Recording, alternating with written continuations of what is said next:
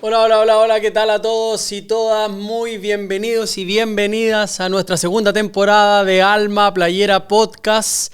Partimos agradeciendo, por supuesto, a nuestra sede, nuestro spot, Hostal Casa Verde. Muy agradecidos por abrirnos las puertas para poder realizar esta segunda temporada de nuestro podcast amado, por supuesto, desde la capital chilena del surf, Pichilemu.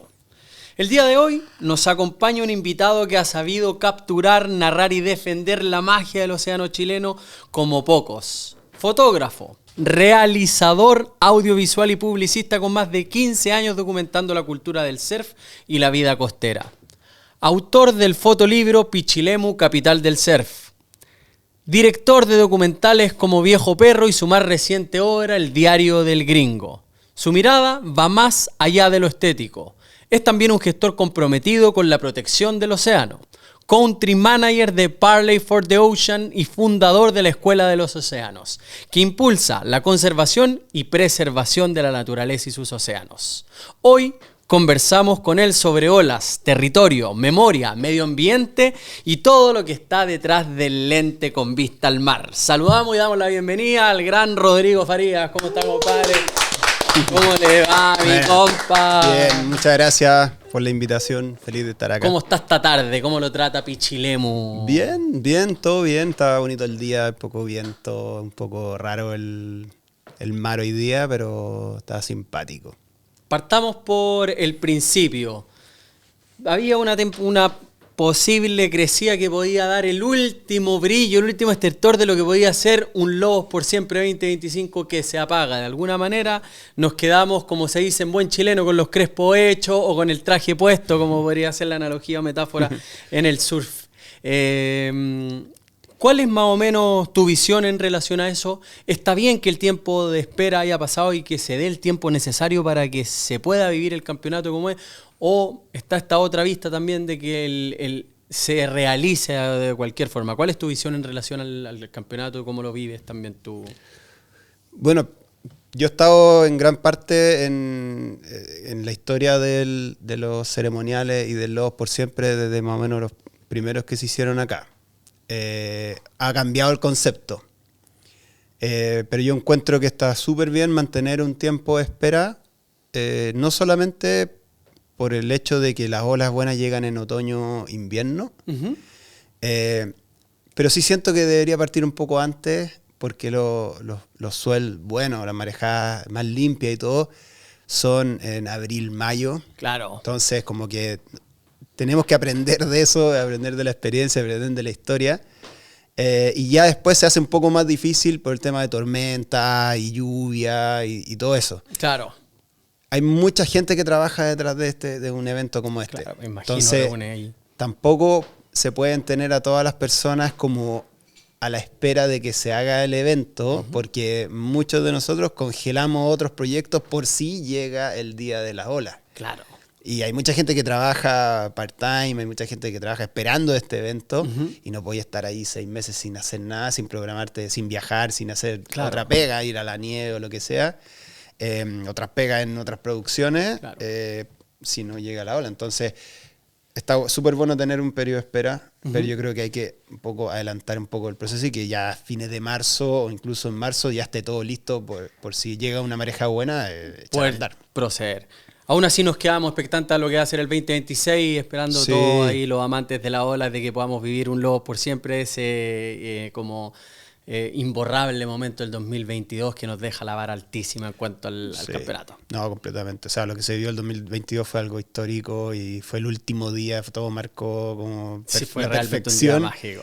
Pero claro, así el mar, y también hay que enseñarle un poco al público que las olas no llegan, cuando siempre te preguntan, oye, ¿cuándo llega la ola? ¿Cuándo llega la ola? No se sabe, por eso es lo primero que te pregunto, claro. Pensando que justo estamos en el tiempo de espera, ya cumplido, hoy día se oficializa que no tendremos la oportunidad de vivir el campeonato, y al mismo tiempo nacen las dos disyuntivas entre el gente que no tiene el conocimiento y también un poco explicar cuáles son los valores o el objetivo del campeonato. Claro, y también a las marcas que apoyan un poco tienen que entender que también contexto se hace promoción, contexto y todo de las marcas, pero bueno, así es el surf y así es el mar igual.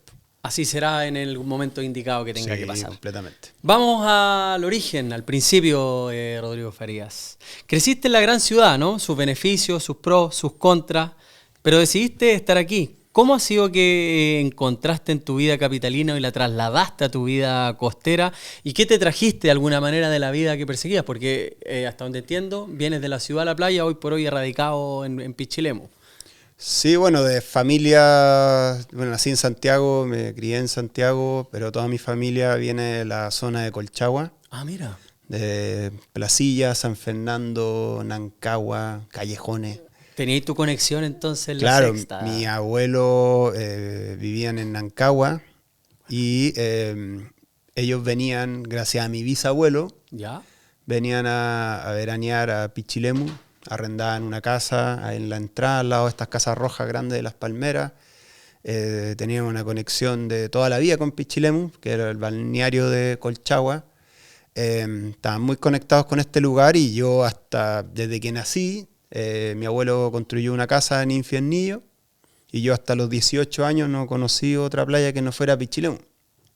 Me venía en el verano, o me iba para el campo, o me venía en el verano acá, para el 18, y yo mi única conexión fuera de Santiago que tenía era Pichilemu y tenía algo súper cercano en ese momento, que Pichilemu no era tan conocido y era como unas personas como especiales que veníamos a este pueblo, que un nombre raro, que no era lo típico que iban todo el mundo, como Viña o Valparaíso y todo eso, y yo a Pichilemu, ese como la gente, camino de tierra, 5 horas y media.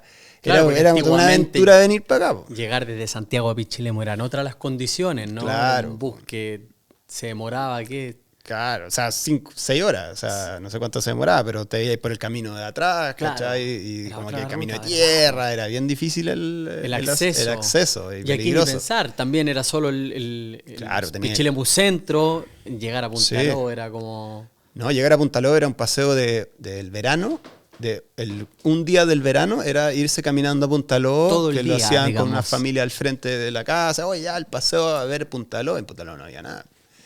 Era así, claro, pura arena. Pero pura duna, arena. Sí, arena, y ni siquiera veía tantos surfistas tampoco, no veía muchos surfistas, no era tan activo en esa época. Y en ese sentido, el Pichilemu que conociste en ese entonces, al día de hoy me imagino que ha cambiado así, pero rotundamente. ¿Cómo ves ese cambio? ¿Hay algo que te guste o no te guste de ese cambio? Sí, bueno, tomando un poco la pregunta anterior, yo de la capital me traje un poco la pila de estar moviéndose en esta jungla de cemento que si te quedáis dormido te quedáis pegado y como ya está todo pasando, está toda la gente muy activa, hay mucha información y todo eso. Y claro, llegáis a un pueblo que va con 2 cambios menos, otro tiempo, mucha conexión con la naturaleza. Acá en esa época se trabajaba en el verano para descansar en el invierno. Claro. Los meses activos era de septiembre a febrero. Uh-huh. Y después todo el mundo encerrado en sus casas y viviendo como algo súper de comunidad, un grupo súper cerrado que tenía la suerte de poder entrar en estos grupos y ser no considerado un local, pero me conocía a la gente que vivía acá todo el año. Por el alcance de venir periódicamente en los veranos, habías, me imagino, creado tus amistades y eso te da la posibilidad de poder entrar ahí al ritmo. En la calle y andábamos viendo por todos lados, era un grupo de cabros que nos paseábamos entre la playa, andábamos todos en bodyboard en esa época, en el pool. Nos juntábamos en la esquina, pureleando, cabros de 13 a clásico, no sé, de la playa, 15 ¿no? años. Estar ahí. Se armaban su grupo, era un ambiente súper buena onda igual. Imagino que los veranos eran los 2 meses aquí instalados, así desde el primer día de la vacación hasta el último día de la vacación. 2 meses y yo hablaba con mi vieja la otra vez, yo me venía solo desde los 13 años para acá. O sea, mi hermano tiene 4 años más, yo me venía solo con él, tenía 12 años y estaba un mes por lo menos solo en mi casa en Infinito con mi hermano. Y ahí cocinando y salvándose solo y aprendiendo un poco, pero mi vieja súper full confianza. Y desde portándonos bien, claro. Chico, entonces, no sé, yo vi a mi hijo 13 años, hice solo un mes, la pienso. Son otros tiempos, ¿no? Harto, sí, otros claro. tiempos. Pero Pichilemu te da esa seguridad, ya. un poco. Un pueblo seguro que hoy por hoy ya ha cambiado, ha mutado, sí, ya bueno, a la pregunta. Ha cambiado, pero con respecto a un poco cómo ha cambiado la La sociedad también ha evolucionado, todo está más conectado, mucha más gente, pero antes de decir que venía de Pichilemu te miraban como un bicho raro. Que claro. Ahora está todo pasando, o sea, Ahora todo el mundo quiere venirse para acá. Taquillero, ¿no? Y claro. ha entrado un poquito esa velocidad que tú quizás te trajiste o me mencionabas que te trajiste, también yo siento que ha entrado también a una velocidad el pueblo de tal modo que no está tan estacionario, ¿no? Está tratando de tener una economía o un desarrollo de que ocurra todo el año, un poco el movimiento, cada vez con más... O sea, también fue algo que impulsó mucho a la gente que estaba acá, antes que uno, impulsó a que Pichilemu se convirtiera en un pueblo turístico de la mano del surf. O sea, el Club de Amigos del Surf, los primeros campeonatos que hicieron en el 90, 91, que tenía 8 o 9 años, su foco era que Pichilemu creciera turísticamente en relación al surf. Claro, que hubiera foco a nivel mundial más que chileno. Porque... Entonces nosotros estamos viviendo un resultado de la propuesta que se hizo mucho antes de que nosotros llegáramos acá. Nosotros llegamos un poco ya con el tren. Por lo menos andando. 3 décadas, si lo planteas desde el 90 hasta la fecha, son más de 30 años que ya vendría, digamos, ese desarrollo. Claro, y costó mucho de realmente poner al surf dentro de la palestra, dentro de los medios de comunicación. O sea, que llegar a la tele con Rafael Cortés ganando el segundo lugar es un hito importantísimo para el surf nacional. Hicieron Panamericano acá, ya era algo completamente, pero también siento que también hubo como costó mucho hacer despertar a la gente acá, porque también pasa eso, como decir, quiero mostrar Pichilemu, pero no quiero mostrar tanto. Eso, claro, por eso te hacía... Claro. La pregunta está realizada en relación a eso. Sí. Queremos que crezca Pichilemu, pero ¿cómo crece? Claro, depende mucho ahí quién maneja un poco el crecimiento, la autoridad y todo eso. Hay otras ciudades que viven completamente del surf, pero también vienen con una planificación, se hacen campeonatos mundiales, ¿cachai? Pasan miles de esas cosas, pero en ese, como el crecimiento de Pichilemu es bien naif, por decirlo de alguna manera, y como que súper influenciado de que este año esta persona tiene la palabra, este año tiene esta persona, este año hay que hacer esto, este año no hay que hacer nada. Entonces, como una pegatina de miles de ideas, ¿cachai? Que va revolucionando. Claro. Pero también trae muchos errores con respecto a la planificación, a la arquitectura, ¿cachai? Los manejos de residuos y cosas así. Pues, bueno. Y claro, y el desarrollo a qué costo, porque no sé cuál es la data de habitantes, pero me imagino que deben ser unos 20.000 habitantes hoy día en Pichilemu. Ahora creo que el último censo eran 19.000. Y que crecen, yo creo que si no es el doble, no tengo los datos específicos, pero deben crecer considerablemente en temporada alta.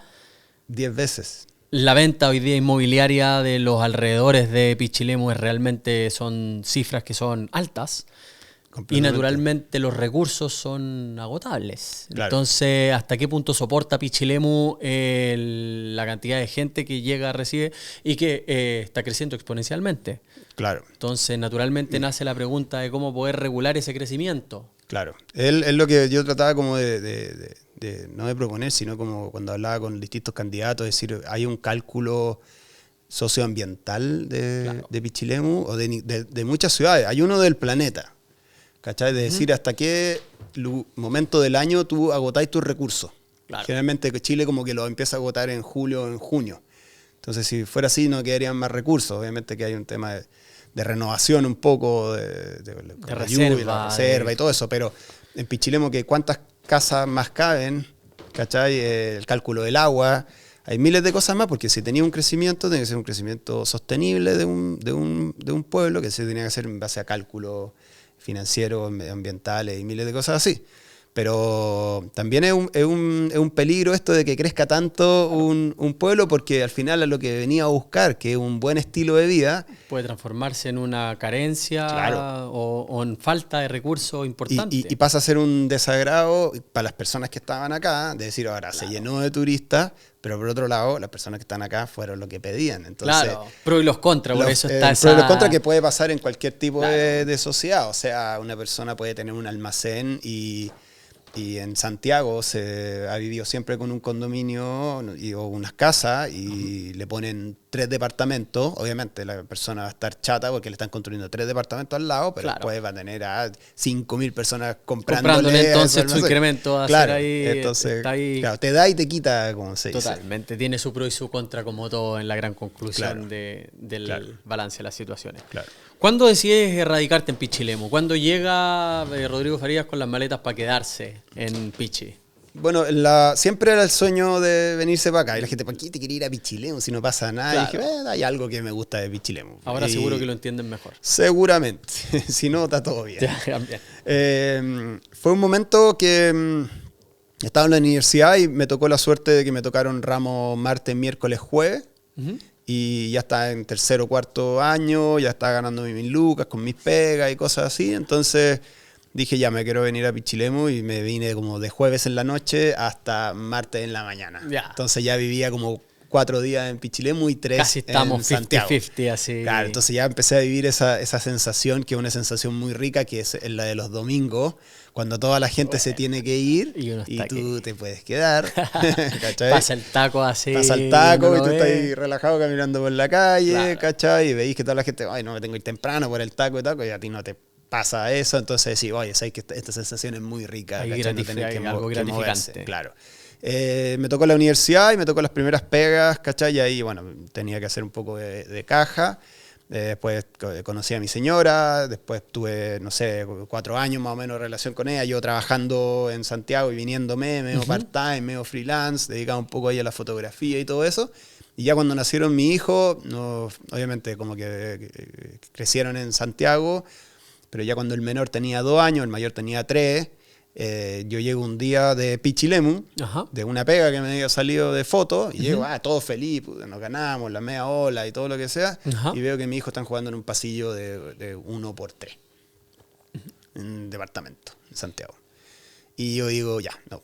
Te cayó la teja, sí, digamos, como se dice en buen puede chileno. Puede ser, ¿cachai? Estamos justo en el momento de que nos podemos ir, los niños no van al colegio, nada, vámonos un año a Pichilemu para que tengan un poco de conexión con la naturaleza. Probemos, digamos. Probemos, yo tenía pega en Santiago, podía hacer más o menos lo que quisiera y donde quisiera.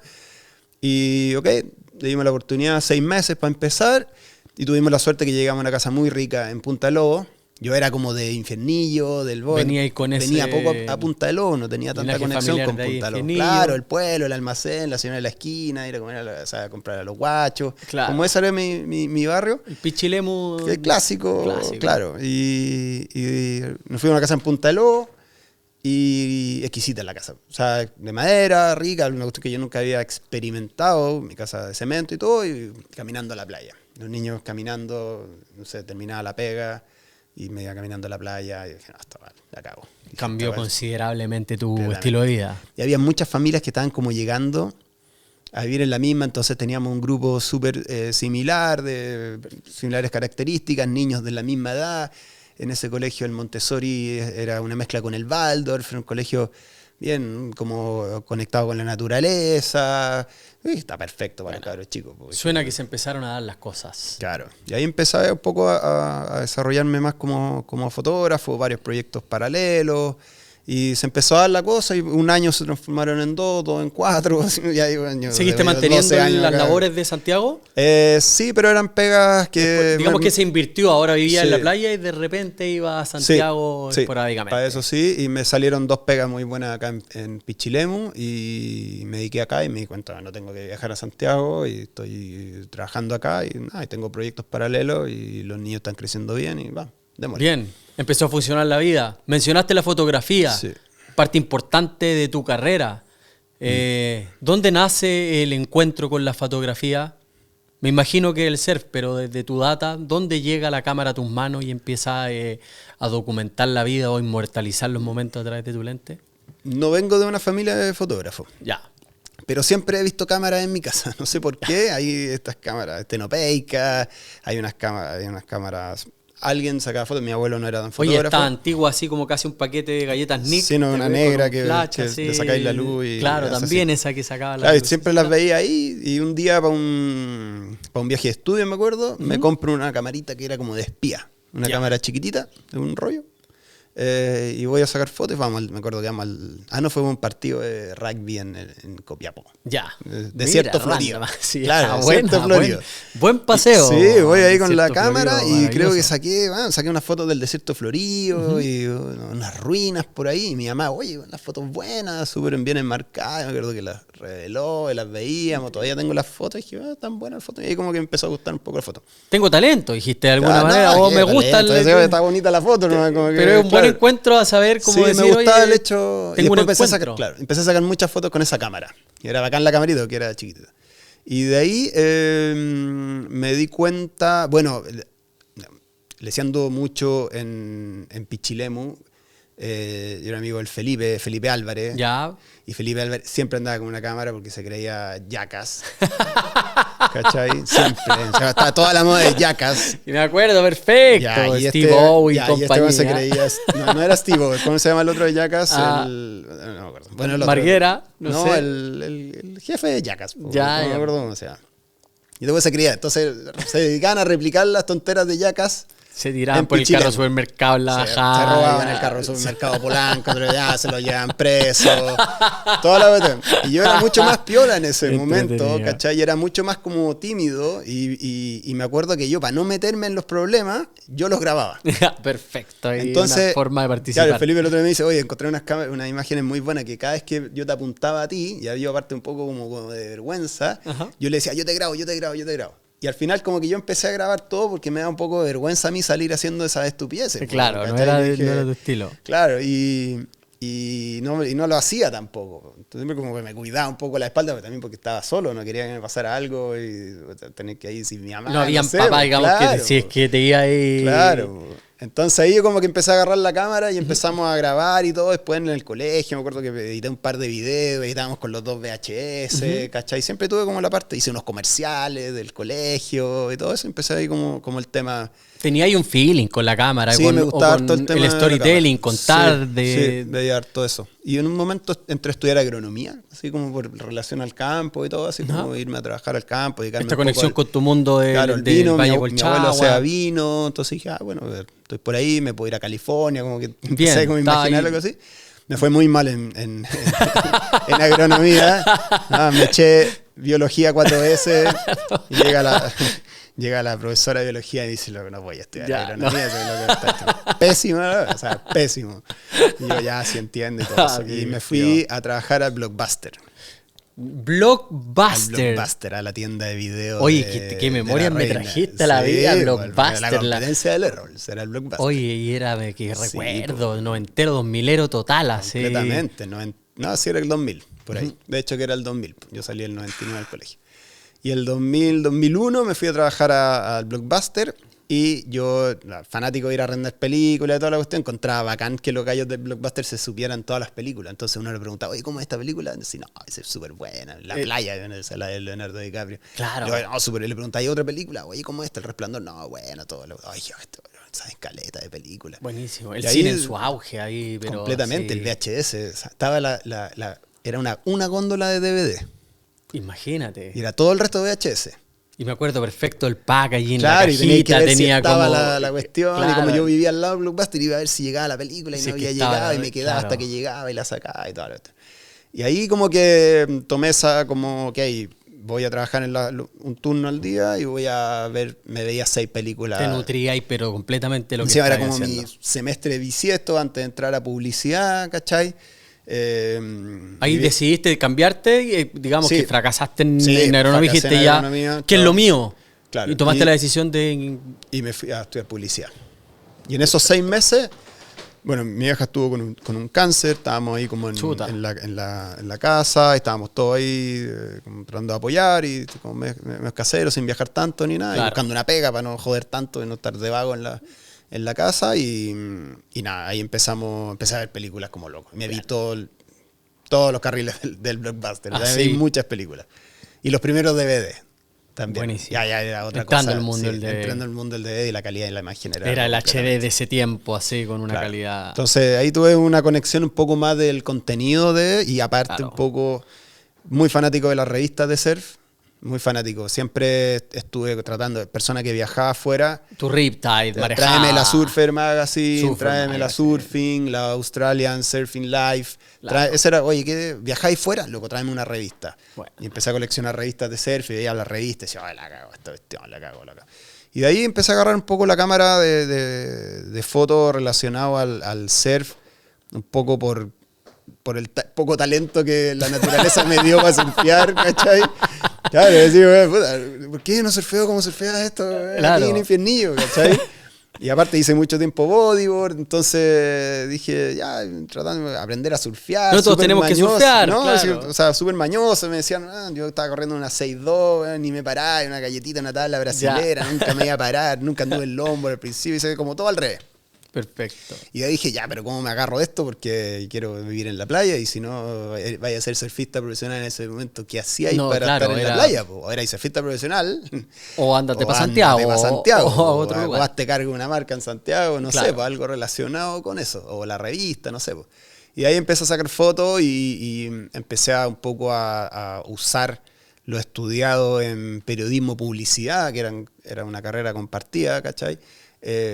A empezar a decir, oye, ¿sabes qué? Pichilemu está todo pasando, está creciendo, como que la cancha está disponible, no hay nadie, y empecemos a trabajar un poco en desarrollar mi pega como publicista y periodista. Pichilemu lo tomo como un caso. Claro. Entonces todos mis proyectos de la universidad eran prácticamente relacionados con Pichilemu, ¿cachai? Y era cualquier excusa para venir. Pues, claro, todo el no hay rato. que hacer un trabajo sociodemográfico de un pueblo, Pichilemu. Me voy para allá, hay entrevistas, Pichilemu. Pichilemu. Claro. Y contribuía un montón al mismo tiempo al desarrollo del pueblo, porque claro, al final, claro. sin quererlo está ahí. Sí, pues, y me sacaba las generando cámaras de la universidad, no tenía plata para comprarme una cámara, entonces pedía una cámara para un trabajo. Hoy vengo para sacar una cámara. Sí, hoy saca, porque era alumno, podía sacar de las cámaras. Entonces me llegaba con una cámara, una 13 CD, una cámara grande, que no se veían acá en Pichilemu, salvo cuando venía a la tele.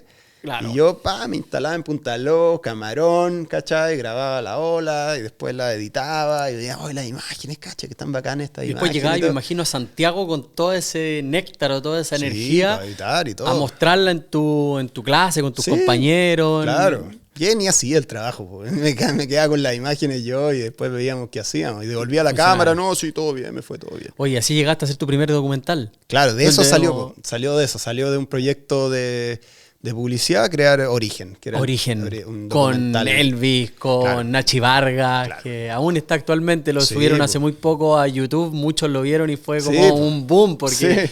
realmente podemos ver ahí a Elvis, a José Nacho Vargas muy jovencito, en un poco, tal y como se llama el documental, El Origen. Claro, era el origen de 3 personajes o amigos que yo compartía con ellos, ni siquiera tanto con Ramón, pero era más con el Elvi y el Nachi en los carretes, en los asados, personajes, po. O sea, yo miraba Claro, acá y qué decía, personaje. esto no se ve en Santiago esto, po, ¿cachai? Cada uno con su estilo, cada uno con su onda.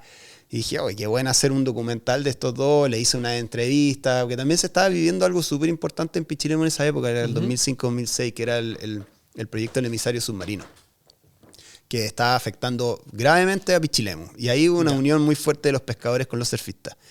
Y en ese momento dije, oye, acá está pasando algo power. Yo ya estaba viendo documentales un poco de surf y entendí, oye, acá está pasando algo interesante.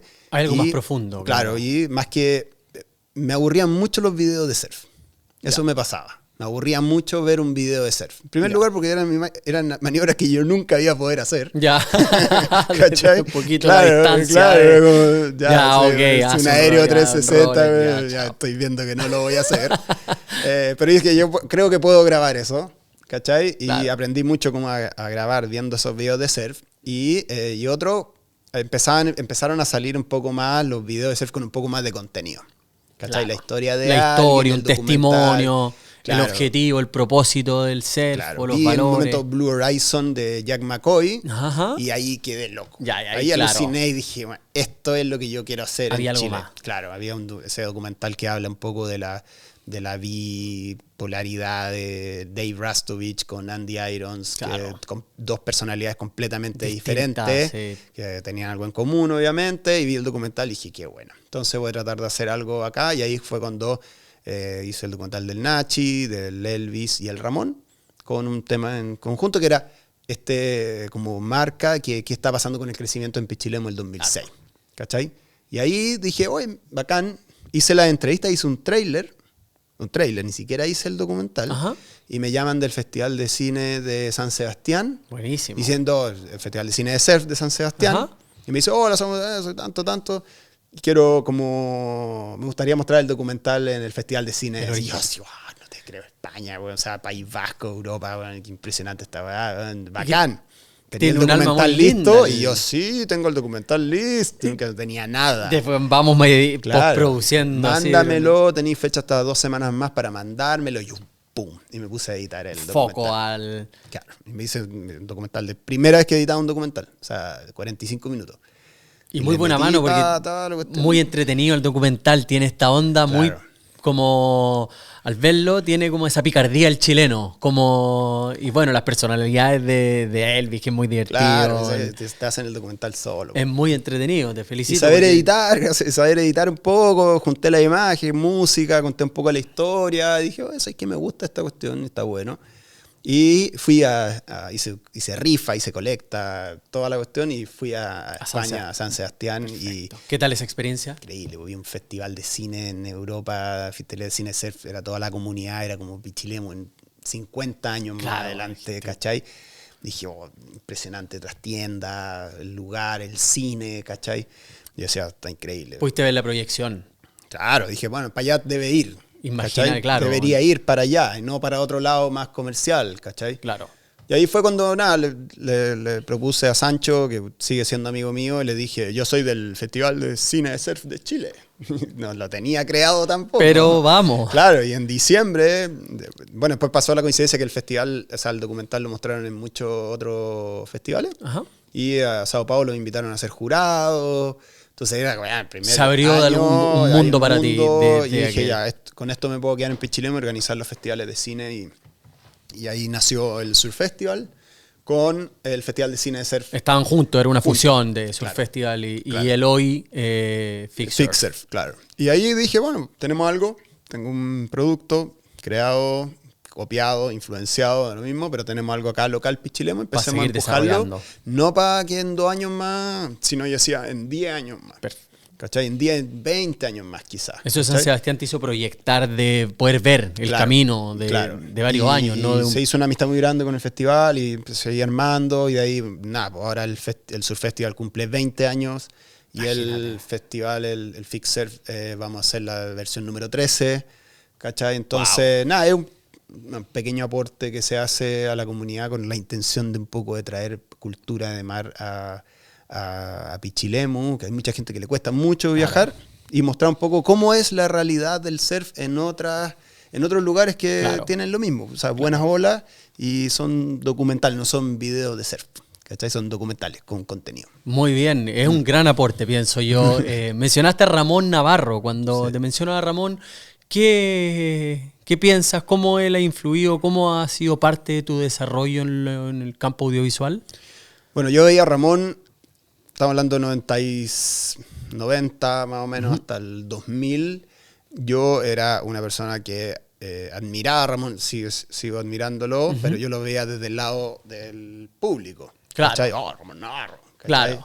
Se puso un tubo, se puso una ola grande, lo auspiciaron. Oh, Ramón, evento de la marejada, ¿cachai? En Bellavista, cine, Ramón subiéndose. Y yo, ese loco vive como a 3 cuadras de mi casa. Ya, ese era mi único contacto que tenía con Ramón. ¿Cachai? Como que, oye, yo una vez me fui a comprar una chela al almacén de la tía. Yo una vez crucé por la misma vereda, nos topamos. Sí, Ramón me hizo un conejo. Me levantó. Esa era mi conexión con Ramón. Buenísimo. Y obviamente ya después empezaron a tener amigos en común, ¿cachai? Ramón ya empezó a cachar y toda la cuestión, grabando y todo, como que obviamente le pasáis la imagen y lo que sea. Y ahí en el documental en Origen... Ya conectan. Sí, conectamos, pero oye, hice una parte tuya, me ha ido bien con el documental y ahí me empezó a conocer un poco. Ya. Y al final de la universidad yo le propuse a Ramón trabajar con él porque quería que él fuera mi tesis, como de comercial, o sea, publicidad comercial. Como decir, oye, yo puedo agarrar a un deportista y transformarlo... Puedo trabajar sobre tu historia, sobre tu trabajo como transformarte deportista. en un rostro deportivo en Chile. Considero que tenía las mismas cualidades que, no sé, en ese momento Zamorano, Martín Vargas, ¿cachai? Y no estaba siendo reconocido en Chile. Estamos hablando que Ramón en ese momento estaba compitiendo en el Big Wave World Tour, estaba corriendo el tema de Lady Aikau. Aikau, había salido quinto, tuvo la ola más grande, No, ¿cachai? impresionante, una ola Salió que en la todavía... portada, entonces como que, pucha, oye, Ramón, acá hay algo importante y Ramón, te ofrezco trabajar gratuitamente. Yo no te cobro nada y voy a trabajar contigo y te ofrezco mi servicio de publicista. Súper. ¿Cachai? Y Ramón me dice, ¿cómo lo voy a hacer? Yo te voy a buscar un auspicio. Y en ese momento me puse a trabajar en Ramón como un producto comercial, Bien. sin que seamos amigos. Y le dije, déjame esta área a mí, yo la veo. Estuve mandando mails, reuniones y todo. Y le logré sacar un auspicio con una empresa de comunicaciones, de telecomunicaciones, grande. Bien. Y le dije, Ramón, vamos con esto, acá hay un pago y tenemos que hacer estas pegas y ahora hay rider de esta empresa. Y un poco manager también, sí, ¿no? Sí, Sí, pues, como entre... me dijo, bien, démosle. buenísimo. Empecemos a trabajar y bacán, y empezamos como, no sé, 3 años y todo, y ahí empezamos a buscar otro auspicio, y yo le empecé a ver un poco el tema de los medios, y al mismo tiempo que viajábamos y todo, lo grababa, entonces empecé un poco yo a perfeccionarme un poco, y ya cuando estáis trabajando con... Imagínate, trabajando con el mejor surfista de Chile, obviamente que te lleva a las mejores olas de Chile, donde grabáis a los mejores surfistas que están al lado, y los gringos que venían, y empecé a...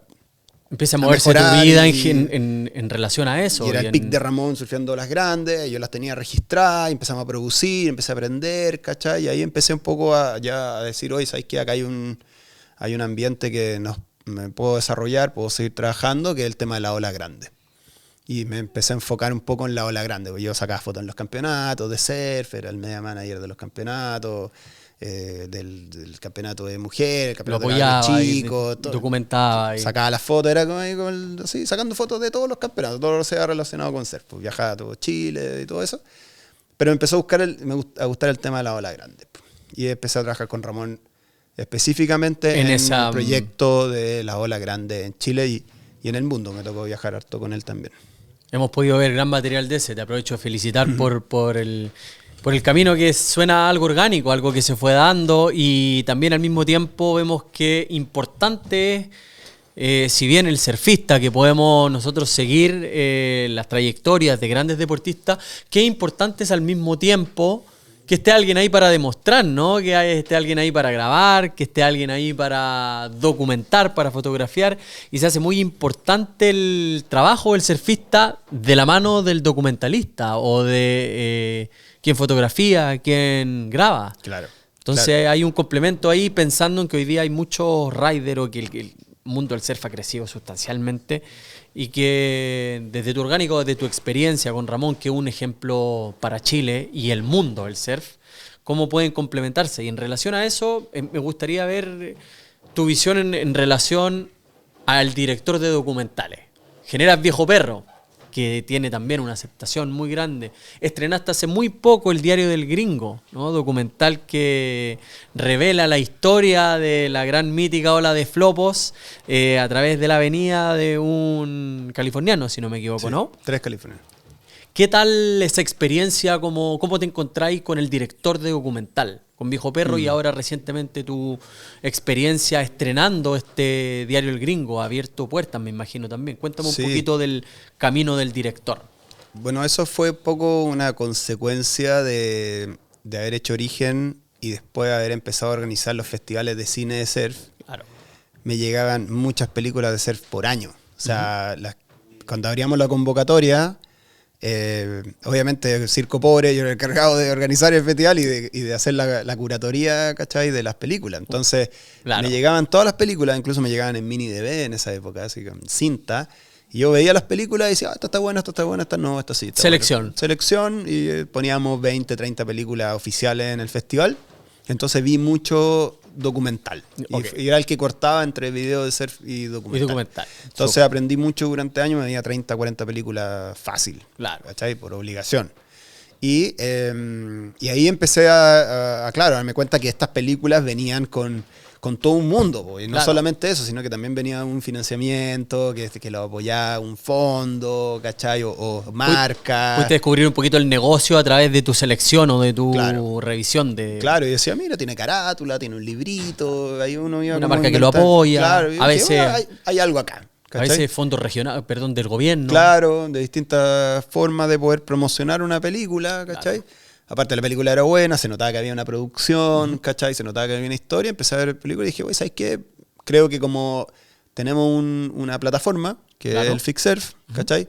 Siento que también nosotros deberíamos poder mostrar nuestras producciones en esta plataforma, ¿cachai? Porque también, hay que decirlo, el nivel de producción que teníamos nosotros en esa época era completamente diferente al nivel de producción de películas que recibíamos de los festivales. O sea, nosotros éramos muy básicos y también queríamos mandar nuestras películas y muchas películas de nosotros eran rechazadas y siguen siendo rechazadas porque obviamente no contamos con el presupuesto que cuentan de otros países para lograr un documental de surf, ¿cachai? Todo super roots. Claro. Entonces, en ese sentido, me tocó ver muchas películas y aprendí un poco la historia, la narrativa y también qué historias merecen estar dentro de un documental. Y me tocó la suerte que en los festivales de cine yo invitaba a los pioneros a que sean jurados del festival. Súper. O sea, también porque sabía y pensaba que el surf iba a tener un crecimiento y que siempre había que honrar a los pioneros. ¿Por qué? Porque lo veía en los otros documentales que siempre honraban a los pioneros, que la historia del pionero acá, del pionero acá. Entonces tuve la suerte de conocer al Álvaro Abarca, a Licha, y los invité a que fueran parte del jurado del festival, de cada uno de los festivales, se iban turnando y todo. Ajá. Y obviamente me hice amigo de ellos, me empezaron a contar la historia y lo mismo que pasó con el documental, lo mismo que pasó con el festival, como dije, oye, les quiero hacer el documental de ustedes, porque la historia se dio la posibilidad de que tú dijiste, aquí hay algo que hay que documentar, que hay que mostrar. Claro, que había que mostrar esta historia y que no estaba tan escrita. Y pasó todo muy mágicamente y logré hacer entrevistas, logré armar una historia con Viejo Perro y desafortunadamente en la escena final de Viejo Perro nos pasa que Licha tiene este accidente. Claro. Y tuvimos que, con el Pato Meki que está recién acá y muchos otros que estábamos grabando la escena final, Licha tuvo el accidente y lo tuvimos que sacar nosotros del agua. Y ahí fue como, wow, o sea, acá pasó algo que no estaba en el guión. Claro. Y fue súper fuerte, yo tuve una depresión heavy en ese momento, le había registrado toda la vida a Licha, al Álvaro. Y estaba ahí en en ese momento, suceso, claro, un hito de Licha su me vida. mira arriba, me mira y me dice, no siento mi cuerpo. Chuta madre. Y 7 días después falleció.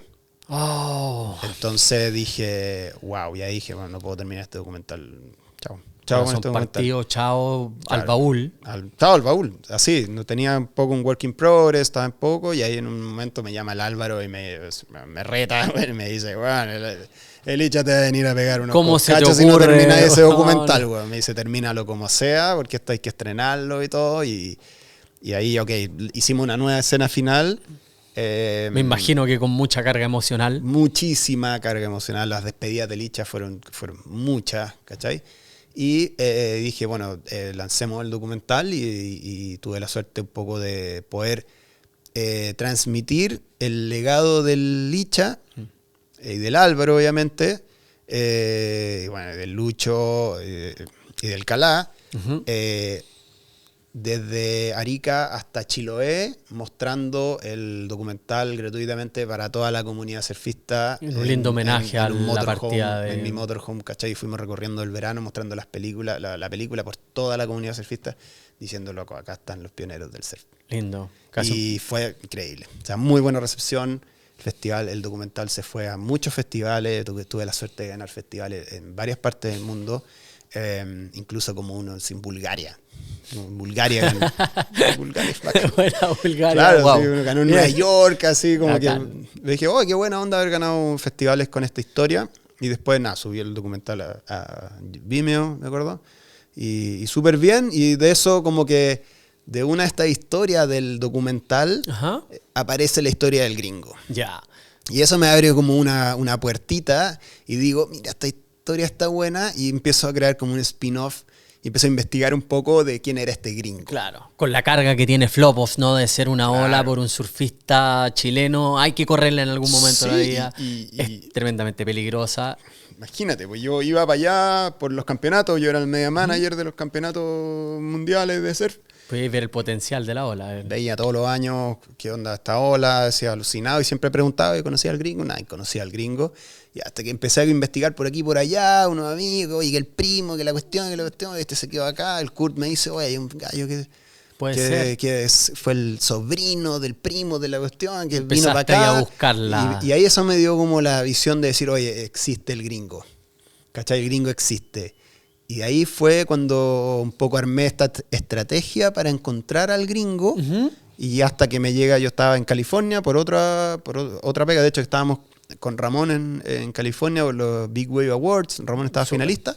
Y me estoy subiendo al avión y me llega un mensaje ahí de un chileno. Me dice, oye, yo trabajé con el gringo. Encontramos al gringo, y, compadre. Modo avión. Y yo en el avión así... Pensando ¿cómo vuelvo? ¿Cómo vuelvo? Porque no es que yo viaje a California todos los años. Claro. Era un sueño ir a California. Voy el otro martes, claro, vuelvo el otro martes. Chao, así voy y vuelvo. Y bueno, así que hago. Y me llega y efectivamente, hago la entrevista, o sea, llamo a este gallo, me cuenta y después, loco, pásame el Skype de esa época. Pásame el Skype de esa época. Y le digo, oye, y era efectivamente. Hacemos un Skype con el gringo y quedo loco. Lo encontré, ¿o no? Sí, me cuenta la historia, me muestra las fotos. Wow. Y me dice, oye, sí, esa ola. Y empiezo a escuchar la historia y nada, empiezo a armar los proyectos y volví 6 meses después a California. Y tenía en mediodía, tenía las entrevistas listas. Porque me ayudó un amigo allá, un productor de cine allá. Me dice, démosle, y me arma un setup muy similar a este. Y yo hago la entrevista y me pasó algo muy divertido porque la producción era tan bacán que yo no podía llegar a esto en Chile. Ya, no podía replicar lo mismo. Y tenía un robotito que iba moviendo la cuestión. Y yo decía, ¿cuánto me va a costar esta weá? ¿Cómo lo logro en Chile? ¿Cómo le pago a este weón? Claro, ¿Qué onda? Y hacemos las 3 entrevistas y los gringos alucinan con la historia. Claro. Y no pueden creer que yo lo había encontrado. Y para ellos era una anécdota, ¿cachai? Claro. Para mí era como, así como nació la algo. Historia del ser chileno de claro, la hora. Una parte muy importante. Y nada, termina la entrevista, me iba a quedar una semana, el segundo día estábamos listos, y le digo a mi amigo, oye, ¿cuánto te debo? Y claro. Me dice, dale, qué chao. Y llego para acá y pandemia. Ah, sí. Pandemia, pum, y me quedé con las 3 entrevistas y digo, ¿qué hago? No puedo armar algo con las 3 entrevistas, necesito más contenido, entrevistas. Y sin poder modelizarte mucho, ¿y qué? Nada. ¿Al baúl? Al baúl de nuevo. Oh. Y ahí dije, bueno, empecemos a armar un poco y sin financiamiento, de nada. Y de ahí me tocó volver, y muy loco, yo iba todos los años, desde el 2019 no había vuelto a Arica, y vuelvo el 2024. Para un suel con Ramón y el Pato, un par de pegas, porque yo estaba apoyando unas limpiezas de playa allá, y aprovecho a hacer las entrevistas restantes. Y pum, armé el documental. Sale el baúl, se retoma y ya estaba todo ahí aquí. Y vamos con el documental. Y los gringos me llaman, ¿cuándo lo lanzáis? En noviembre, vamos para allá, me dicen. Sin ver el documental. Buenísimo. O sea, yo pude haber hecho una Sofía de documental. Igual iban a llegar a ver. Igual y me habría ido con una patada en la raja, pero me habría hecho y chao. Y vinieron para acá y no fue así. Y no, espero que nadie se hizo, les gustó. Seguro que no. Y queda seleccionado para el Festival de Cine Arica Nativa como proyección especial. ¿Qué tal ese estreno? ¿Lo estrenaste, no? ¿Fue el Café del Arte? En Arica. En Arica fue el primero, con la comunidad, el CEF en Arica, pantalla gigante, Festival de Cine, alfombra roja. ¿Eso qué? ¿2024? Fue noviembre del año pasado. Perfecto. Sí, noviembre del 2024, me llaman los de Arica y me dice, oye, queremos hacer el estreno acá del documental. Y yo, increíble, yo siempre he tenido esa postura de que si va a ser un documental de un sector, que sea en el lugar, en el primer lugar donde lo mostráis, como parte de... Y llegan y me dicen eso como bacán, y llegan los gringos y alucinan con el documental, lo ven en pantalla gigante, bacán. Y 3 días después estrenamos en el teatro, en el Café del Arte. Es el que te decía en el Café. Y se llenó, me fue súper bien y dije, ya bacán, vuelvo con un documental después de Viejo Perro. Tengo esta segunda patita, este spin-off, y empecé a meter a festivales. Y ahora me salió el proyecto para poder mostrarlo en California en octubre y hacer 5 fechas del documental en California, en la Casa de los Gringos, en unos teatros allá, en la comunidad chilena, mostrando la cuestión. Qué grande. Entonces Bien. se cumple un ciclo como para decir, ya bacán, como que sigo aprendiendo a hacer documentales, porque todavía no llega Netflix a comprar el documental. Pero Pues, después voy a tener que ir a YouTube y ahí quedamos así en como, cero de nuevo. así como me lo has contado y como suena la historia, Claro, bonito. lo lindo y la conexión que tienes con los proyectos que terminan siendo productos audiovisuales son muy orgánicas, muy genuinas, se dan Sí. de una forma muy... fluye, ¿no? Claro. Llegan a tu vida, logras verlo y se realiza como en ambos casos, que se va al baúl de alguna manera y vuelven a la vida por hechos orgánicos. Creo que siga así fluyendo tu vida, no me cae en duda que va a seguir así, pensando en que vamos para un nuevo proyecto y del que vamos a hablar en unos minutitos más. Hablaste de la limpieza de playas y quiero llevarte a tu rol como activista oceánico. Eres country manager de Parley for the Oceans. Fundaste una escuela del océano aquí en Pichilemu, por la cual también tengo que felicitarte. ¿Cómo llega ese proyecto? Me imagino que es parecido a cómo han llegado todos, pero cuéntame un poco la historia de cómo agarras el rol de country manager y cómo nace la escuela del océano. Nosotros siempre hacíamos limpieza de playa acá, en Pichilemu. O sea, desde que tengo uso de razón que nos organizamos con el club de surf en Punta Ló, a limpiar la playa, como que no teníamos esa conexión, no puede ser el lugar donde estáis viviendo que y esté ahí turístico, esté sucio, la colilla, el basura y todo. Entonces nos organizamos para hacer limpiezas de playa. Ajá. Y armamos, y por ende, eso me llevó un poco de la mano a trabajar con Ramón con todo el tema medioambiental. O sea, Ramón súper enfocado en el tema ambiental y de la protección de la ola, ¿cachai? Ramón pasó a ser embajador de Patagonia, yo pasé a ser coordinador local de Save the Waves, esa organización medioambiental, y en un momento nos dimos cuenta que, claro, trabajar en el medio ambiente era algo súper como de conciencia, decir, ok, estamos como sacando un provecho de las olas, ¿por qué no podemos usar esa misma energía para protegerla? Claro. Y ahí fue cuando empezamos a estudiar y a informar harto. Yo tenía las plataformas que era el Surf Festival, el Fixsurf, de dar contenido a la gente, de que la cultura de mar no solamente eran como documentales de personajes, sino de conservación. Mostramos muchos documentales de cómo se protegía una ola, no sé, en Portugal, ¿cachai? Cómo se unió la comunidad en otro lado, todo eso. Y dije, bueno, tenemos acá un tema, el crecimiento, el desarrollo inmobiliario, la industria, la contaminación. En ese momento era una lucha muy fuerte contra la celulosa, claro. ¿Cachai? En Celco, Constitución, todo lo que estaba pasando ahí. Por su lado. Ventana, todo lo que fuera. Entonces dijimos, bueno, tenemos esta plataforma, Ramón como persona influyente, que él prestaba su rostro y su voz para una protección, cosa que mucha gente no lo hace. O sea, Ramón se posiciona como un líder medioambiental, ¿cachai? Cierto. Que no todos lo hacen, de una persona de poder hablar las cosas sin filtro, ¿cachai? Pero también con mucho fundamento y mucho conocimiento y mucha educación, claro. ¿Cachai? Y una persona con mucha sabiduría del mar. Claro.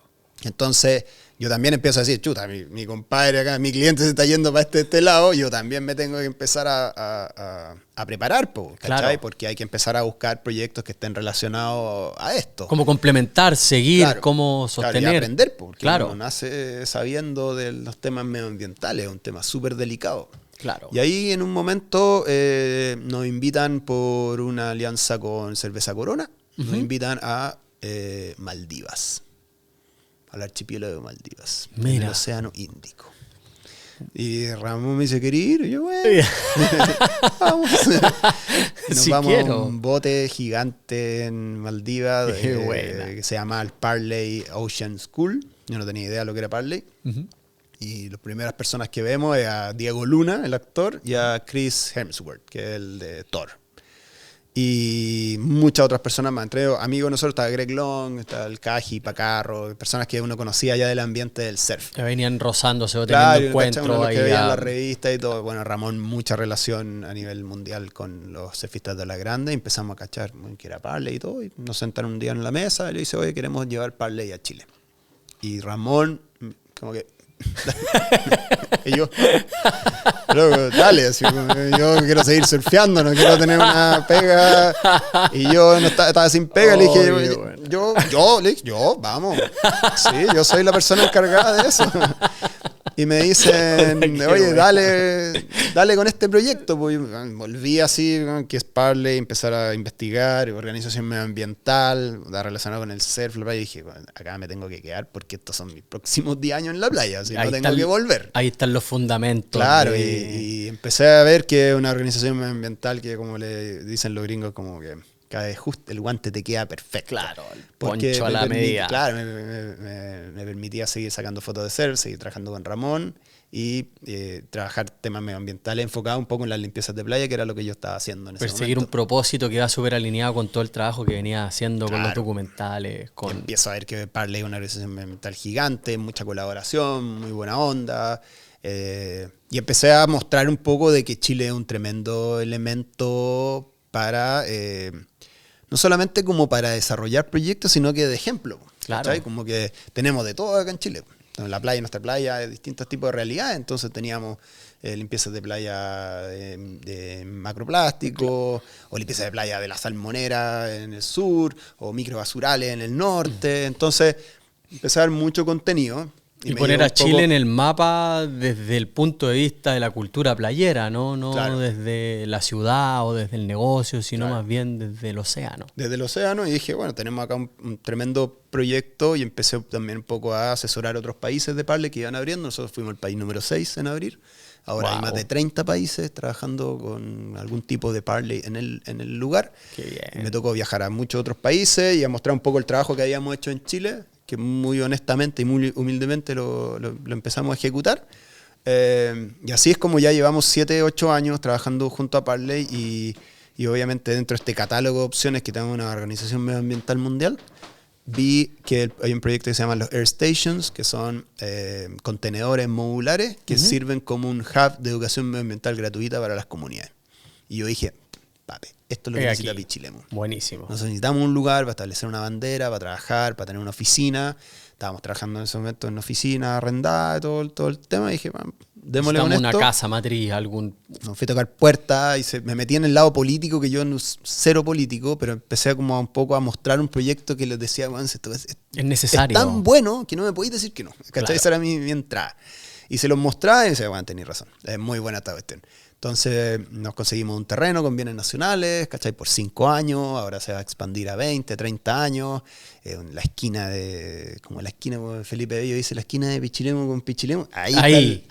En el claro, meollo, digamos. Claro, y lo recuperamos ese terreno que estaba botado y implementamos la Escuela del Océano Pichilemu y un hub de educación ambiental gratuita. Y se logró, ¡pum! Y estamos en la etapa, todavía falta una etapa más, que es construir una sala de clases más amplia. Pero un lugar que reúna a la comunidad en torno a proyectos medioambientales y en torno a educación gratuita para dar herramientas de conocimiento del mar. Educación gratuita de una forma creativa. ¿Cuál es la data de la Escuela del Océano? ¿Cuánto llevan funcionando? Llevamos 1 año y medio. Hemos recibido más de 1.300, 1.400 visitantes. Hemos hecho más de 45 talleres. Acá en Pichilemu, solamente en Pichilemu, hemos organizado más de 80 limpiezas de playa. Parley a nivel global ha hecho más de 500, o sea, estamos llegando a las 500 limpiezas de playa a principios del 2026, vamos a llegar a las 500 limpiezas de playa, 15.000 voluntarios. Entonces es una herramienta que hemos logrado fabricar, construir y también crear un método de buenas prácticas, como se dice, para que se pueda desarrollar otras escuelas del océano en otras partes del mundo, en otras partes de Chile. Claro. Pues lo único que me ha enseñado, o sea, una de las cosas buenas que me ha enseñado trabajar en medio ambiente es que no puede haber competencia. Ya. Y a mí me dicen, no, hoy hay otra organización medioambiental, está haciendo limpiezas de playa ya, no sé, pues en Chiloé. Por favor, necesitamos un Parley en cada uno de las playas de Chile. Y si no se llama Parley, está todo bien. Bueno, todo es adherencia. Todos tenemos que limpiar. Son 984 playas en Chile, bueno, no las vamos a limpiar solo. Entonces eso ha sido como bacán, porque nosotros que ya implementamos un trabajo súper profesional, metódico y todo, empezamos a dar la herramienta de forma gratuita para que todo el mundo pueda hacer limpiezas de playa también. Para y que lo se haga de una transforme en forma cultura. efectiva y tengamos un denominador común que es un poco la estrategia, los resultados para poder tener como objetivo, no objetivo, pero sino como resultado en común para buscar soluciones. Perfecto. ¿Cachai? ¿Qué es lo difícil, Rod, de este proceso de educación pensando en que si bien los océanos están ahí, hay una parte importante de la comunidad que ensucia, que devasta a veces con veranos que a veces traen no el suel de gente que digo yo, la crecida de, Claro. de personas y que traen consigo mucho residuo, todo lo contrario y de alguna manera está esta escuela que podría prevenir. ¿Cuál es el llamado? Si pudiéramos hacerle un llamado a la gente con esta entrevista, si pudiéramos dejar un mensaje claro, ¿de qué forma podemos regular o dar un consejo a esas personas que podrían estar escuchando o próximamente ver nuestra entrevista? ¿Cuál es el mensaje claro que le podemos entregar? Mira, yo creo que hay algo súper importante un poco que es el respeto con los lugares en los cuales tú eres visitante. Y si te das cuenta, somos todos visitantes de este planeta. ¿Cachai? Todos estamos en un paso por acá. Claro. Entonces, de acuerdo a cómo uno visite estos lugares, uno tiene que ser muy cuidadoso y respetuoso. Específicamente en el tema que nosotros trabajamos, que es la playa, es un lugar súper delicado, muy bello y muy frágil al mismo tiempo. Si cualquier residuo que uno deje ahí es muy difícil que alguien lo recoja y que alguien se haga cargo de ese residuo. Entonces hay que hacerse cargo uno de lo que lleva a la playa. Estamos hablando solamente del territorio como zona costera, por decirlo así. Es muy difícil de que haya un correcto manejo de residuos en un pueblo que vive con 20.000 personas normal y ya tiene fallas en el manejo de residuos, cuando ya recibe a 200.000 personas durante un verano. Entonces, si esas cosas uno no las sabe al momento de visitar algo, es súper difícil también dárselo a entender a los visitantes, ¿cachai? Y eso se hace con comunicación, con estrategia, con formas de decir las cosas, no apuntar con el dedo, buscar colaboración, ¿cachai? Buscar métodos de forma creativa de decir esas cosas. Entonces hay momentos súper importantes y nos pasa a nosotros cuando vamos a otro lugar que no sea Pichilemu, quizás uno llega con otra también perspectiva, de decir, oye, yo llevo 8 años sin comprarme una botella plástica. A nivel de conciencia distinto. Claro, y no me puedo comprar una botella plástica porque andar en la calle con una botella de plástica cuando estoy haciendo ahí el discurso de todo, ni pensarlo, ahí como peleo con mis cabros chicos porque tienen sed y no te puedo comprar una botella plástica, ¿cachai? Si te la compras yo no ando contigo. No es mi hijo. Claro, no sé quién es. Claro. Entonces es como súper importante también ser consecuente, pero para eso está la Escuela del Océano, es un método de comunicación, un método de enseñanza, de educación. Obviamente no nos va a ver toda la gente, pero nada, es una forma de poder aportar también, o sea, es un pequeño grano de arena dentro de todo. Y es un proceso, no es algo que es de un día para otro, pero las leyes no las respetan, ¿cachai? O sea, tenemos las tremendas leyes, somos un ejemplo a nivel mundial como país de todas las leyes con respecto a evitar el uso de bolsas plásticas, del plástico desechable, lo que sea. Tremendo, ese ejemplo. De ahí a que se respeten. De ahí que se respeten nada, pero entonces tenéis que hacerlo de alguna forma creativa. Ir incluyéndolo, perdón, en la cultura general de los visitantes a la playa, sobre todo pensando en que tenemos un océano Pacífico por todo el largo y ancho de nuestro país. Completamente. Y que dependemos 100% del océano. O sea, eso es súper importante. Si el océano se muere, nos vamos a morir todos. ¿Cachai? Nos entrega más del 70% del oxígeno que respiramos. Y eso es importante para alguien que esté en la playa o para alguien que esté arriba de la montaña o trabajando en una mina. Muy importante hoy día la salud del océano, claro. Que lo hablábamos en o sea, offline. Como que dar a conocer un poco lo importante que es el mar para un país como Chile, que tiene más de 5.000 kilómetros de costa, y seguimos y tenemos que cambiar este paradigma de que Chile es un basurero o que nosotros le tenemos que dar la espalda a Chile porque somos un país minero, por ejemplo, y nosotros miramos a la montaña y tenemos al mar de patio de atrás, ¿Por qué? Porque el mar nos entrega recursos, ¿cachai? Que estamos, si no se aprovechan, falta una parte de la economía en el país, po. Por eso el tema de la salmonera y todo eso. Pero mientras una comunidad informada es una comunidad que protege el lugar, ¿cachai? Porque si nos dejamos llevar un poco por lo que lo dice el gobierno, se nos van a acabar los recursos, po, porque obviamente nos quieren esconder todo. Hay una parte importante de parte de la escuela, de tu labor, que le encuentro loable, y en ese sentido quiero llevarte a otro tema. Hablemos del precio del progreso. Ese es un poco el tema. El surf y el mar han hecho crecer a Pichilemu y algunas ciudades hermanas de la costa que cada vez tienen una cultura más grande. Pero también al mismo tiempo aparecen intereses externos que se llevan mucho y dejan poco. ¿Cómo se encuentra el equilibrio entre desarrollo y, vamos a llamarle, depredación? ¿O dónde está el balance? ¿O cómo volvemos nuevo a la pregunta de vamos a crecer? El crecimiento es inminente, está creciendo de forma acelerada.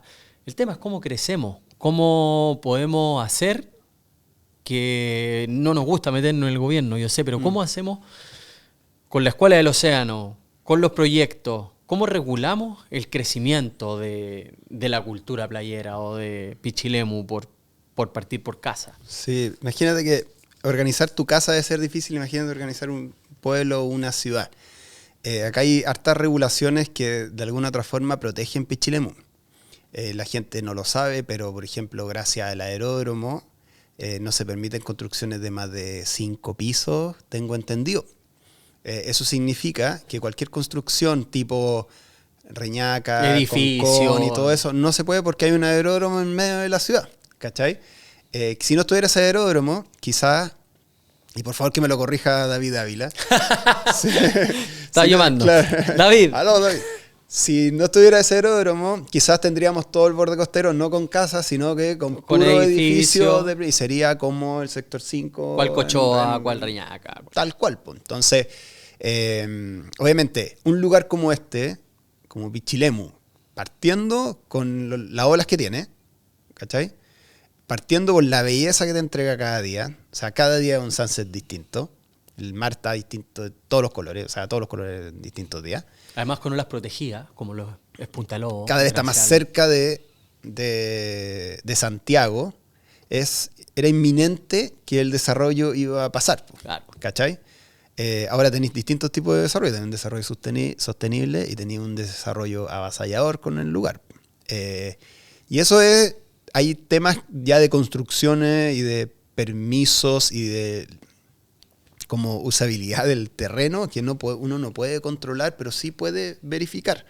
Todas estas luchas que se hicieron en los inicios del crecimiento de Pichilemu, antes incluso del emisario submarino, con la construcción la intención de construir un resort en Punta del Lobo, eso marcó un precedente de decir, oye, acá hay una comunidad. Oh. Acá no es llegar y hacer las cosas como son. ¿Cachai? No es llegar y construir y poner un proyecto de un resort en este terreno vacío que tú veis cada vez que entras a Pichilemu, a pesar de que las leyes lo permiten. No era tan fácil cerrar Punta del Lobo y hacerse una casa privada en las 2 hectáreas que hoy día están protegidas. ¿Cachai? Y eso es netamente no a un resentimiento por parte de la comunidad de decir, oye, tú te podías hacer una casa de 300 metros cuadrados en la punta de Punta del Lobo, cerrar el acceso a todo porque tú tenés plata y yo no. Es porque tú estás impidiendo el paso hacia un lugar que es de todos nosotros, que es la playa. ¿Cachai? Entonces, y no era una persona luchando, eran una comunidad. Cientos de personas, indirecta o directamente. Y ahí se entendió un poco para las autoridades que Punta de Lobos o Pichilemu no era solo una ola, sino que también es una comunidad y es una visión a futuro de decir, oye, si cagáis la ola, va a cagar todo esto atrás, va a cagar todo el turismo de alguna manera. Entonces, esa información un poco se estudia y se aprende y se escucha mucho también de otras personas. A mí, por ejemplo, el Álvaro Abarca me decía, hablábamos hace 5 días, y yo le dije, no, o sea, que Pichilemu se está llenando, ¿cachai? De una otra forma, igual uno se siente culpable de eso. ¿Cachai? De decir, oye, yo hice videos de Pichilemu, ¿cachai? Yo subí videos a YouTube, hice documentales de Pichilemu. Soy promotor del de alguna lugar. forma soy promotor. No sé si habrán venido por mi culpa, pero... Entiendo tu punto de vista. Soy algo así. Y el Álvaro me decía, lo mejor que puede hacer es que se vaya a vivir mucha gente a la costa. ¿Cachai? O sea, hay gente consciente. Yo le decía, ¿por qué me dice esto el Álvaro? ¿Cachai? Me dice, es lo mejor porque estáis creando una comunidad.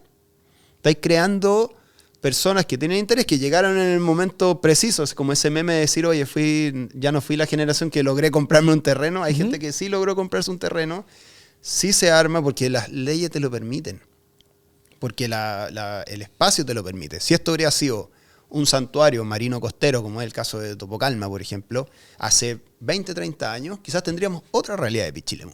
Seguro quizás que toda sí. La construcción sería desde, no sé, pues desde la carretera para arriba, por ejemplo.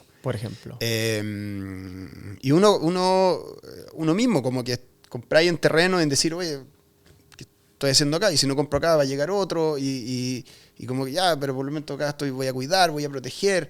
Entonces hay distintos intereses en Pichilemu. El problema es cuando llega alguien y compra a ojos cerrados porque ve plusvalía y en el momento empieza a hacer lo que se le da la gana en un territorio que no lo descubrió él.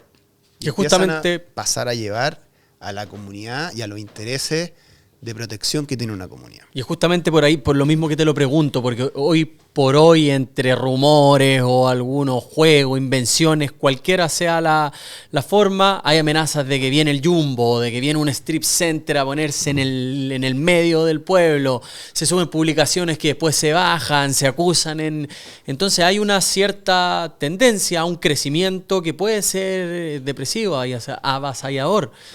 Mirando también a nuestras costas hermanas, pensando que pasó también en Maitencillo, en la costa de Zapallar, que tienen sus negocios, pero en la periferia. ¿Cómo de alguna manera podemos nosotros hacer un llamado a nuestras autoridades o a quien sea la persona competente para poder regular eso? Porque ciertamente un mall en el medio de Pichilemu es distinto a un mall en la periferia, ¿no? Claro. Es súper importante eso de las leyes que, no sé si se llaman leyes o regulaciones que te pone la municipalidad de curso, ¿cachai?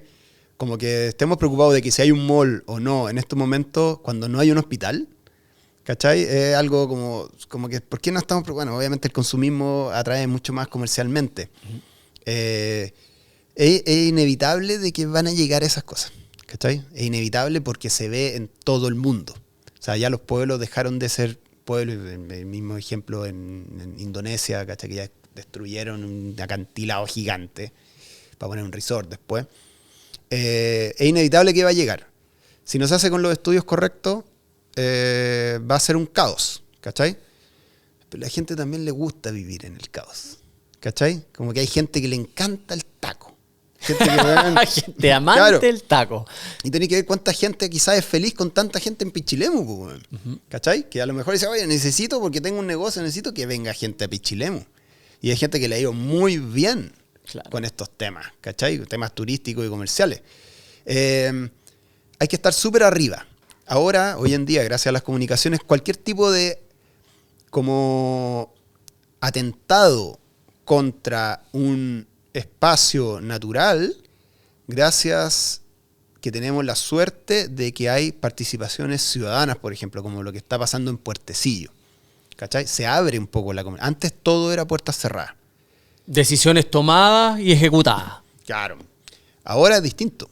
Ahora hay participaciones ciudadanas. Está el servicio de impacto ambiental. Uno puede, pero necesitáis tiempo, necesitáis presupuesto, necesitáis economía. La lucha que tenemos con rompientes en el santuario de Topocalma, Puertecillo, todo ese tema, es algo que se necesita mucha energía. Pero ahora se puede. Antes se cerraba, era todo puertas cerradas. No había opción de ni siquiera había opción. Tener una opinión. Claro. Entonces, mira, yo soy súper honesto cuando veo y digo, cuando estaban construyendo el supermercado, el 9 en Playa Hermosa. Playa Hermosa. Me llamaban, oye, María, ayúdame a luchar contra el monstruo compadre, del 9. Claro, compadre, o sea, estoy full pega, no me puedo meter. ¿Sabéis por qué? Lo más probable es que se haga, ¿cachai? Y yo voy a ir a comprar allá, pues. O sea, bueno, obvio, pues, si me queda al lado de la casa, weón. Bueno, me voy a ir a dar la vuelta a Litueche para ir a comprar al San Roberto de Litueche, weón.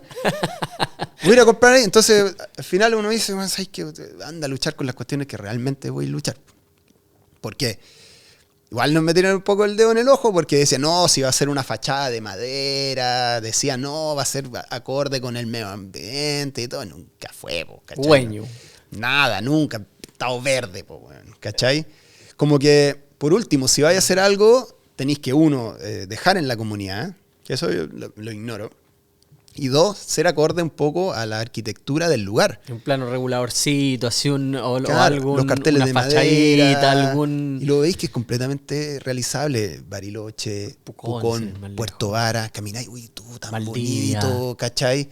Acá han pasado Coca-Cola, ha pasado Pepsi, ¿cachai? La cerámica. Claro, todo el tema así como el Coca-Cola, weón, Coca-Cola y pan amasado. ¿Cachai? Y como se podría sacar cosas tan buenas haciendo como, oye, un plan regulador, un plan de diseño, las calles, las casas, todo pintado de alguna manera similar para decir, oye, ¿sabes qué? Para que venga alguien y diga, oye, ya, pero yo no te puedo poner un... Está bonito el outfit, ¿no? No te puedo poner un supermercado verde acá, ¿cachai? Mira cómo está todo y voy a poner un supermercado de amarillo fosforescente. Entonces eso lo indican, claro, los planos reguladores, ¿cachai? El trabajo. Y sé que el trabajo eso de los directores de obra es una pesadilla, compadre, eso, ¿cachai? Es una tremenda pega lidiar contra todo eso. Y hay formas en las cuales uno puede aportar ¿cachai? Y hay luchas en las cuales uno puede ganar o no. O sea, como que realmente uno tiene que elegir sus batallas de repente. Elegir sus batallas. Sí, eso que... es súper importante. Luego me decían, oye, van a poner la COPEC. Van a poner la COPEC. Y yo voy a estar yo echando en la COPEC. Pues, ¿cómo crees que le eche benzina? Que era un hoyo al suelo y le eche... No puedo, porque tengo que echarle al auto, ¿cachai? Entonces... Bueno, es divertido igual un poco trabajar y vivir en un pueblo así con tanto interés, tanta información y todo. Pero también contento de poder un poco aportar de cierta forma, ¿cachai? Y no ser una persona solamente que me preocupa así tuve una historia de hacer fotos de surf y sacar fotos de surf y que uno cree que es millonario uno así, nada, para la cuenta sigue en cero, uno sigue viviendo feliz, ¿cachai? Seguir haciendo las cosas que te gustan. Lo más importante, duermo tranquilo, ¿cachai? Y eso creo que uno después es un aporte para la comunidad, ¿cachai? No se le puede pedir todo lo mismo a todos, está todo bien, ¿cachai? Aprendí un poco a que cada uno aporta de su manera, pero ha sido un buen viaje hasta ahora, güey.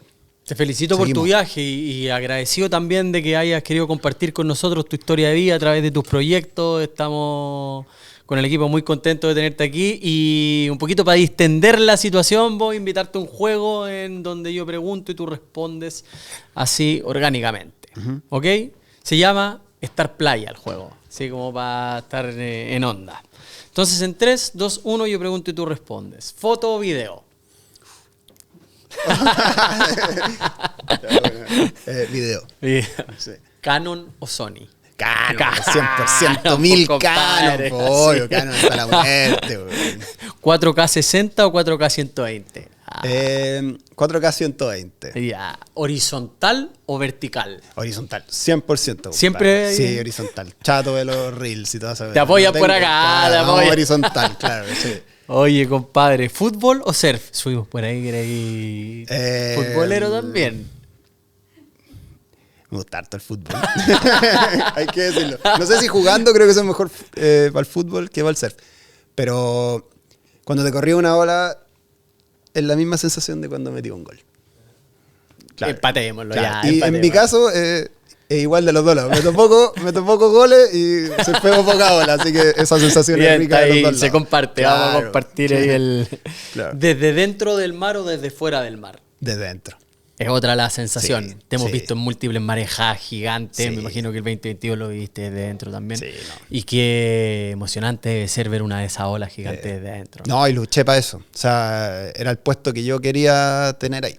O sea, yo veía al Alfredo Escobar y esperando que mi compadre se retire para llegar ahí. Te o sea, lo ganaste. haciendo todo lo posible, en buena onda, aprendiendo mucho de él. Pero yo dije, ese es el ángulo que hay que tener. ¿Cachai? Adentro del agua. Hemos visto muchas de esas imágenes Sí. que están, además, en tu fotolibro, Sí. Bichilemo el Ser, que ha dado la Harto vuelta de al eso. mundo, Sí. imagino. Y felicitaciones por ese libro Vale, también. Surf de invierno, pichangas de verano. Surf de invierno, lejos. No hay como el surf de invierno. No, es un olvídate, acá clásico. jugar acá en el interior con verano, olvídate, para desmayarse. Por último, empanado completo. Soy harto de empanada. Sí, Esto me gusta la empanadita empanada. ya. Sí, me gusta la empanada. El gringo le encanta, ¿no? Sí. El completo, la Sí, empanada, no, siempre, pero... Claro, locos con el shot de piure el los shot de gringos. piure, Sí. ¿no? También. Sí. La Claro, riqueza de la cultura Sí. y de la gastronomía cultural. ¿Qué es lo próximo que se viene para Rodrigo Farías? Bueno, ampliar la Escuela del Océano. O sea, hacer la sala de clases, que es lo que necesitamos ahora, como para tener muchos más visitantes. El Museo del Surf. Se viene el Museo del Surf en diciembre. ¿Cómo así? ¿El estreno de un lugar físico? Sí, vamos a tener un lugar físico en Infiernillo con el bosque, una casa muy importante ahí de la escena surfera. Que además es la casa de tu familia, ¿no? Sí, claro, la casa donde yo me crié y todo. O sea, tiene una carga emocional para ti. Sí, O sea, no, son completamente.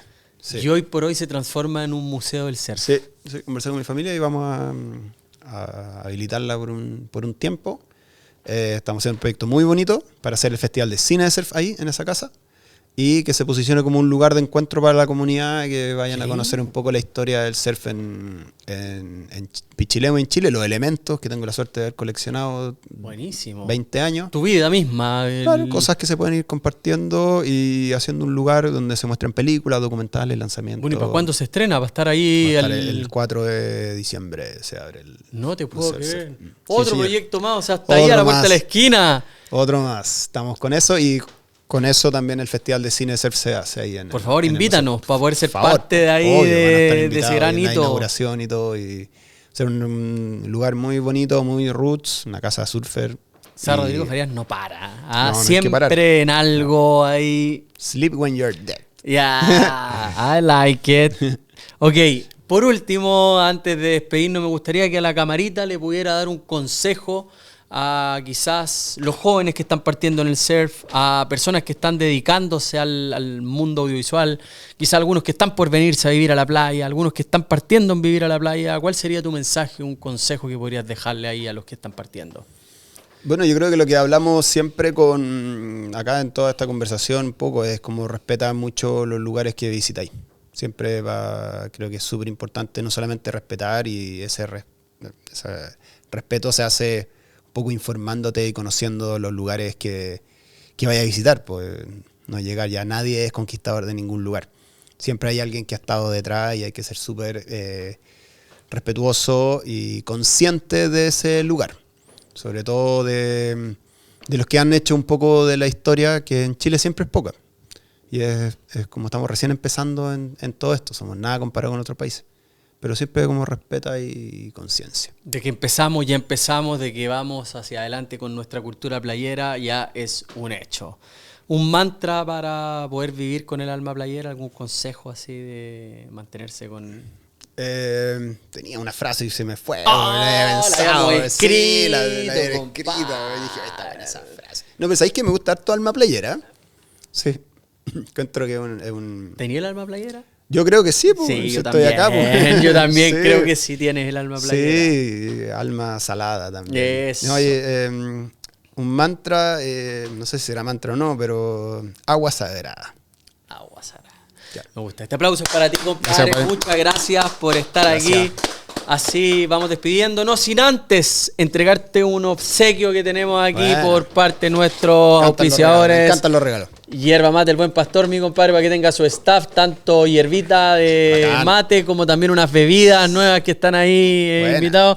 Y además también para que, usted sabe, guatita llena, corazón contento, Ah, de parte de bueno. nuestros amigos de Bravos Pizza. Bacán. Le tenemos 2 pisitas ahí para que pueda compartir con su familia, gracias. con los amigos del mar. Con las pisitas. Y con eso. Dale, muchas Agradecido de todo corazón de esta gran entrevista. Nada, te deseo mucho éxito en todo lo que te propongas, tanto en el Museo de Surf, en el Fix Surf que viene, en un próximo documental que estoy seguro que va a aparecer en tu vida de forma genuina como ha ocurrido todo. Y nada, pues compadre, vengan esos 5. Felicitaciones, Gracias que a siga usted. la vida en la playa, que ojalá sigamos creciendo de forma sostenida y sustentable. Eso, mi y compa. Nada, gracias a Nosotros- usted también, compa. Gracias y gracias y felicitaciones también acá al equipo y a ti por generar este tipo de instancias.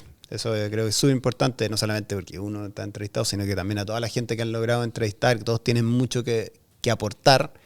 Y que ojalá que estos podcasts también sean tan escuchados como, no sé, Tomás va a morir, bueno, otro que como decía, top 1 y a veces hablan puras leceras. Oye, hay otros podcasts que realmente hablan cosas importantes, ¿cachai? Y que entrenan un muy buen desarrollo y conocimiento de las cosas. Así que seguro que así todos los sueños parten desde algún lugar. Así es que eso es. Nos despedimos de ustedes. Atentos a nuestros próximos invitados en nuestra segunda temporada de Alma Playera Podcast. Síguenos por nuestra red social de Instagram, @Alma Playera Podcast. Suscríbete a nuestro canal de YouTube. Déjanos tus likes, coméntanos y mantén el alma playera.